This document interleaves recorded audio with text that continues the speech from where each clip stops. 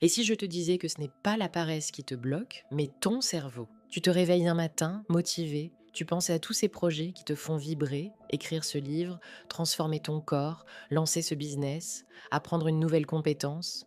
Mais quelques heures plus tard, tu es là, ton téléphone à la main, Netflix en fond, encore une journée passée à repousser, et tu te dis, demain, je m'y mets. Mais demain ne vient jamais. Pourquoi? Parce que ce n'est pas la motivation qui te manque, ce n'est pas l'envie non plus. C'est autre chose, quelque chose de plus profond. Tu crois que tu es paresseux? Tu ne l'es pas. Tu es juste submergé. Quand un objectif paraît trop grand, trop flou, trop lointain, ton cerveau dit, c'est trop, on verra plus tard. Pas par flemme, mais pour te protéger. Ton cerveau déteste l'inconfort, l'incertitude, la difficulté. Il veut ce qui est facile, ce qui est connu, ce qui est immédiat. Mais tu peux le reprogrammer, tu peux le tromper pour qu'il joue enfin dans ton camp. Voici 3 étapes simples pour arrêter de rester bloqué et commencer à avancer vraiment. Première étape, rends tes objectifs minuscules. Le problème, ce n'est pas le rêve, c'est qu'il est trop gros d'un coup. Tu veux écrire un livre? N'écris pas un chapitre, écris une seule phrase aujourd'hui. Tu veux courir tous les matins?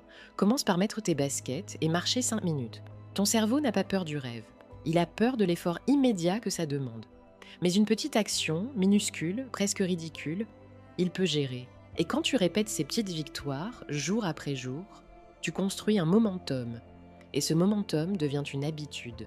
Deuxième étape, crée des routines invisibles. Tu crois que les gens qui réussissent comptent sur leur motivation tous les jours? Non, ils comptent sur des routines, parce que la volonté, ça s'épuise. Mais une routine bien placée, elle te pousse même quand t'as pas envie. Exemple simple, tu veux lire plus? Pose un livre sur ton oreiller chaque matin. Tu veux boire plus d'eau? Remplis une bouteille et pose-la devant ton bureau. Tu veux travailler sur un projet? Bloque 10 minutes dans ton agenda à heure fixe chaque jour. Ce sont ces rituels simples, répétitifs, presque automatiques, qui créent la discipline. Troisième étape, la règle d'or. 2 minutes. Tu veux changer ta vie? Commence par faire quelque chose. Pendant 2 minutes, lis une page, range un tiroir, écris une phrase, fais 10 pompes. Parce qu'en réalité, le plus dur, ce n'est pas de faire. Le plus dur, c'est de commencer. Et une fois que tu es lancé, tu te surprends à continuer. Comme une boule qu'on pousse sur une pente, le premier mouvement demande de la force, mais après, ça roule. N'oublie pas le plus important, récompense-toi. On oublie trop souvent de se féliciter, mais ton cerveau, lui, adore les récompenses. Après tes 2 minutes d'effort, fais quelque chose que tu aimes. Écoute une musique qui te booste. Bois une boisson que tu kiffes. Prends 5 minutes pour juste souffler. Tu crées ainsi une association positive, effort égale plaisir. Et ton cerveau voudra recommencer. Il faut retenir ceci, les gens que tu admires ne sont pas meilleurs que toi. Ils ont juste commencé petit et ils ont continué. Tu n'as pas besoin d'être parfait. Tu as juste besoin d'être constant.